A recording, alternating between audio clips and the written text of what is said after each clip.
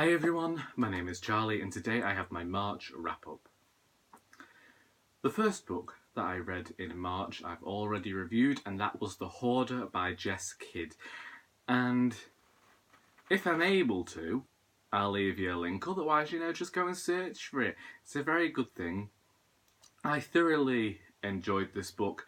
It was this blend of gothic and murder mystery and comedy that all worked extremely well, and when I'm hoping to go out and buy my own copy of that.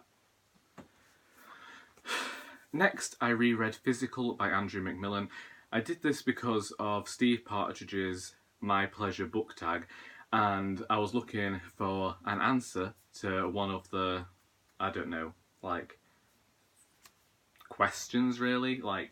Anyway. So I chose this book, and then I ended up reading it again, and I still enjoy it, and I think that it talks about male sexuality and masculinity in a superb fashion. I did also, talk about the book maybe 2 years ago during a May wrap-up. Maybe, possibly. Next, the hair. Next, I read The Little Stranger by Sarah Waters. I began this book way back when. I was going to read this for the cozy reading night in autumn run by Lauren over at Lauren and the Books, and I felt like I needed to restart it.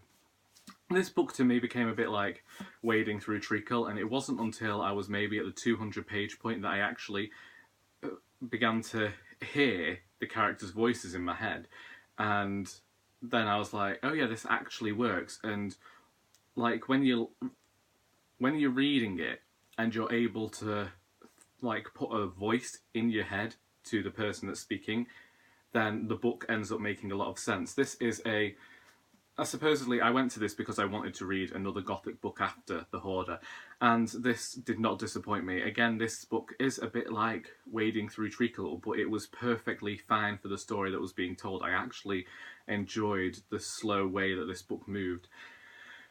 And although it did take me a while to read, I was extremely glad of the time spent over a book, and I think that Waters did an incredibly good job of telling her reader that no, we're going to go at this pace, and you're going to read the story, you're going to enjoy it, and you just have to trust me as a writer.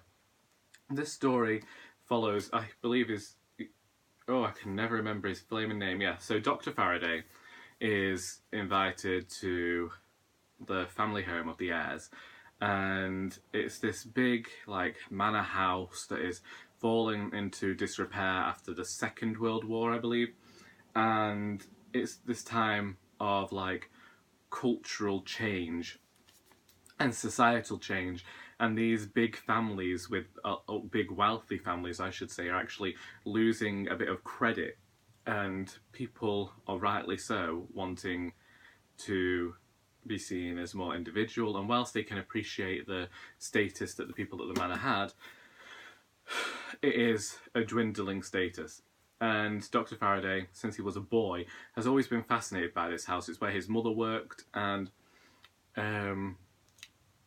he is almost excited about the prospect of going and seeing his patients up there. This book dealt with male mental health issues. It dealt with societal politics, and it was all wrapped up in this supposed ghost story, and there's this mystery as to whether there really is a ghost, and I think that the way that Waters executed that was actually quite good for the story that was being told. I did think that one thing was going to happen, and it didn't, and this was one of those books. I'm going to mention Rebecca in a minute, but with this book, I began to think that Dr. Faraday wasn't the most reliable of narrators and wasn't as good a character as he was making out to be. This was never challenged within the narrative, but I myself thought that he was going to end up quite the villainous character. He does have this tiny little bit of misogyny in him, I think, just in what he believes certain characters owe him within the book. And I thought that that painted this well-rounded picture of the narrator, really, in that we're getting this man who might not necessarily be the nicest person in the world, but yet his is the story we're following. And he is the character that we have to sympathise with, really.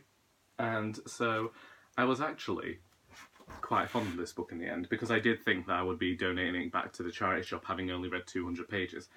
And whilst I did expect perhaps some like sensational parts of the book, you know, like with the story that's being told, I'm kind of glad that Waters never went to that level. I'm glad that she kept it all very literary. I don't mean that in like a bad way, I just mean like she knew that she was writing a story that could possibly be about ghosts, but it was about so much more than that. And I think that it's a credit to the writer, and I'm looking forward to going out and reading more by her. The characters are extremely well-rounded, well-thought-out, well-crafted characters, and it says here that the book was shortlisted for the Man Booker Prize in 2009, and I can understand that. I don't know what else was there that year. I don't know why it didn't win, because to me this is quite the fantastic book.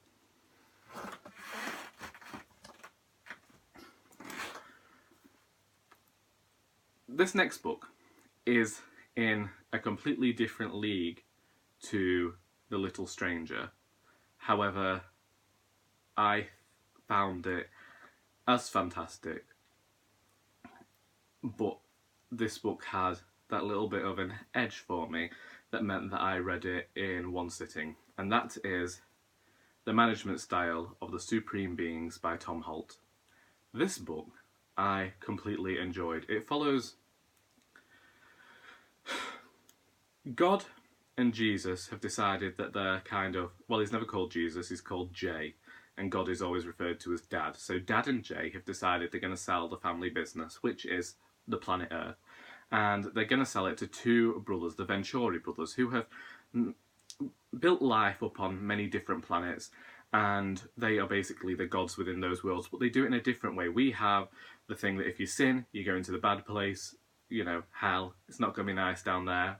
But if you're good and you accept Jesus and God as all your saviors and everything, then you're going to end up in heaven. And the Venturi brothers aren't about that. They think that it's too much of a classic thing. They want to modernise it a bit. So it's all about payment schemes. And you can sin, but if you sin, you're going to have to pay for it outright. And if you don't have the money to pay for it, then you're going to end up in prison, which is in the Gobi Desert. And then there's this talk of this figure that has been lost. Like, the Venturi brothers have made sure that Jay and Dad have rounded up all of the old gods and sent them off somewhere. Hell is closed, but it's turned into like this museum type place. And honestly, this book was just humorous. I didn't know where it was going to go. It follows God's younger son Kevin, so I'm not all that other stuff, not really spoilers. It's just like the introduction to what the New World Order. Kevin, meanwhile, is God's son. The one we don't hear about is a bit of a everyman. He's our way into the story, and he is superb because he is just normal, and he knows that he's just normal. And so we end up with this comedy of, I won't say errors really, but we end up with this comedy in which Kevin is going about the planet trying to find his way in the world without his father. And the Venturi brothers have decided that they'll kind of leave him alone, and then he does something, and something happens, and obviously the Venturi brothers then are like, well, we might have just made a big business error here, and so they decide that they're going to send in the army. And this is a brilliant tale, a bit slapdash at times, completely brilliant about talking about capitalism, and was just the most humorous book that I have read. And I nearly reread it again yesterday, I didn't because I was reading something else, but yeah, this was just, it really was hilarious. It was brilliant. It was all of the synonyms, and whilst it wasn't like this humongous literary endeavour like The Little Stranger, I preferred it. I thought it was fantastic, and I look forward to going out and finding more of what Tom Holt's written.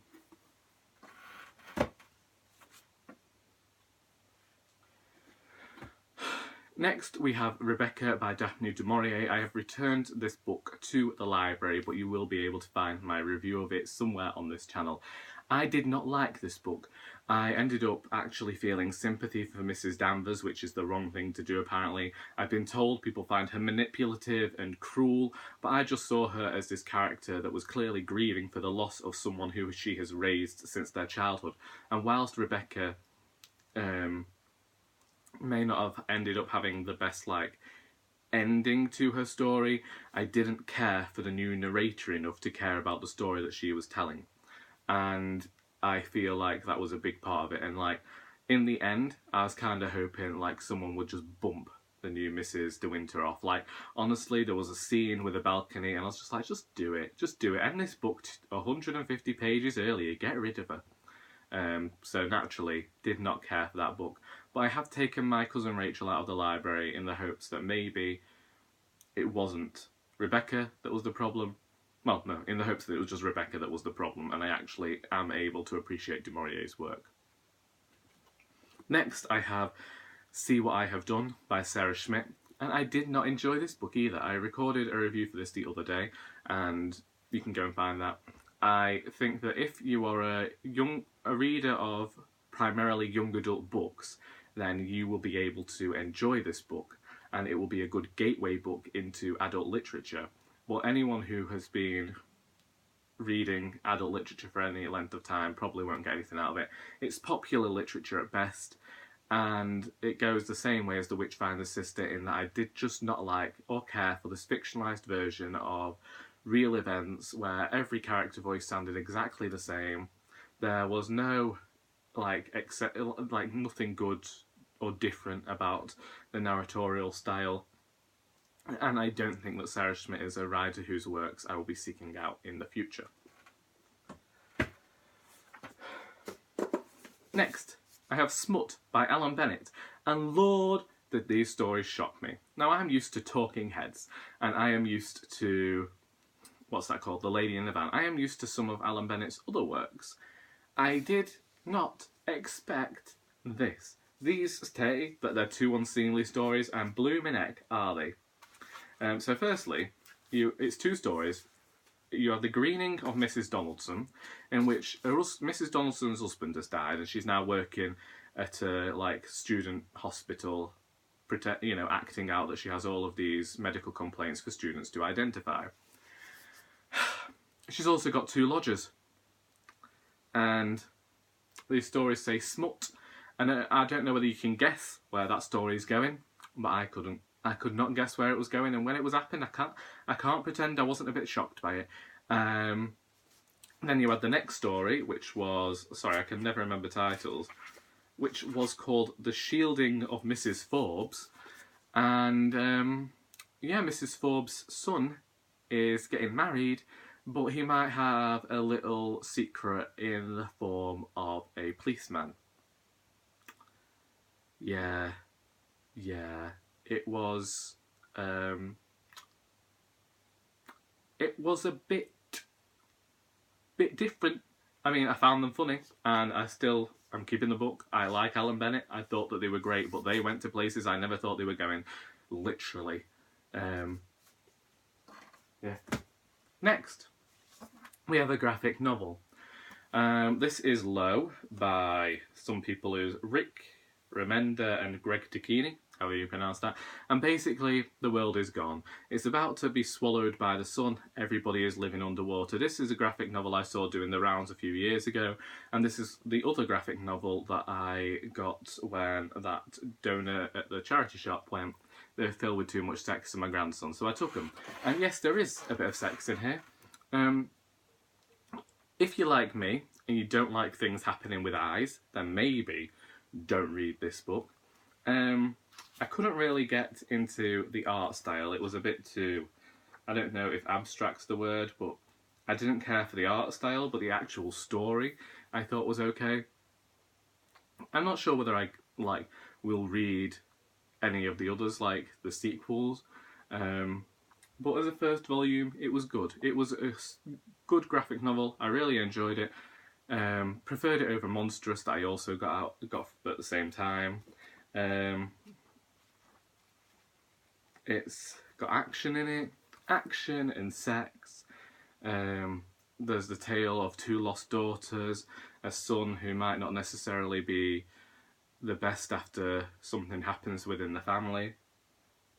But all round, it was okay. It was alright. I'm not sure I'll read it again. I'll be donating it to the charity shop when I'm next in, but it was okay. And next, we have the book I read yesterday. Final day of March, and that is Hannah Green and Her Unfeasibly Mundane Existence by Michael Marshall Smith.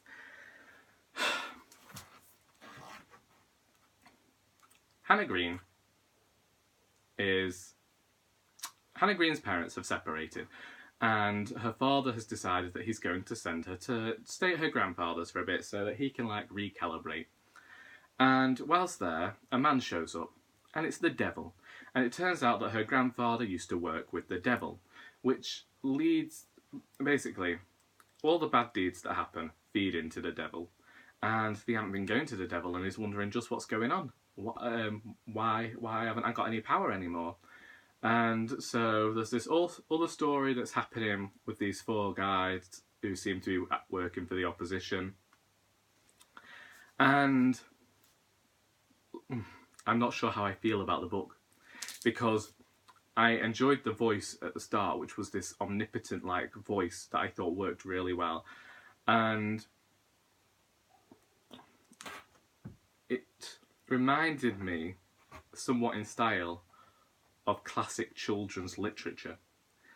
Yet, I believe it's supposed to be an adult novel, and a lot of the stuff was written how you'd expect a children's book to be written, towards, the main character is 11. And whilst it does all of this stuff where it talks about big philosophical things, sometimes they felt out of place for the book. And I felt like there was a few things that the author wanted to say and chose to put them in here when they didn't fit with the overall narrative that he'd got. And sometimes he would forget this omnipotent voice, or omniscient, whatever it is. He'd forget it anyway.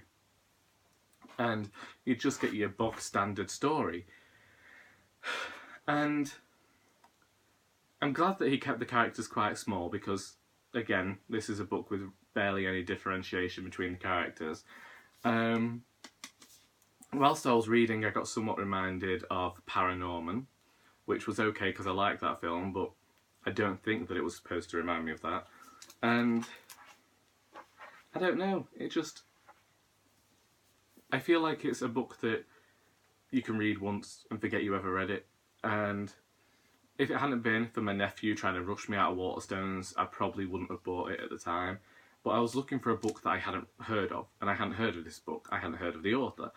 And I don't know. It does a few whimsical things, but not enough to really work.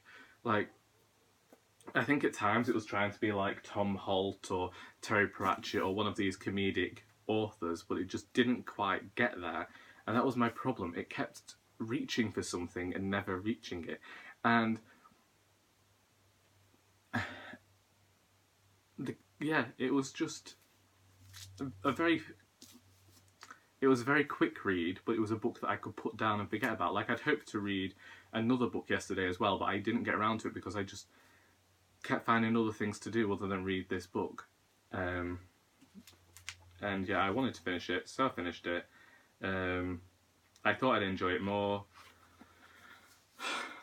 I think that maybe if you knocked 100 pages off and took it into the 250 mark, it might be a better book. And I think that there is a last third of the book that definitely needed tightening up and reworking, because it just felt a bit too like drivel for me, or a dribble. Everything else felt quite strong, like you're okay with it. It started to peter out in the middle, and then by the end it was just kind of like eking out, trying to find an end to the story before eventually it ended. And it was kind of like, see, this isn't the ending that you thought you'd be getting, because this is the realistic ending.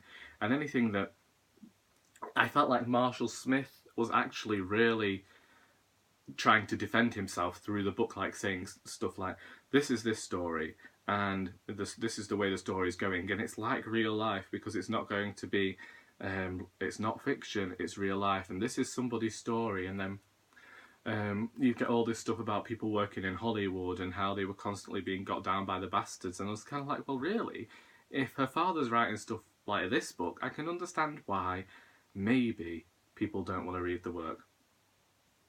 But I suppose you'd have to read it to understand what I was saying. But basically, yeah, if you were looking for a book that discusses like heaven and hell in a comedic sense, then go for the Tom Holt book, and let's just forget. Let's forget this one. And them's the books. If you have read any of these books, then please feel free to discuss them in the comments. I hope you enjoyed this video, and until next time, that is all.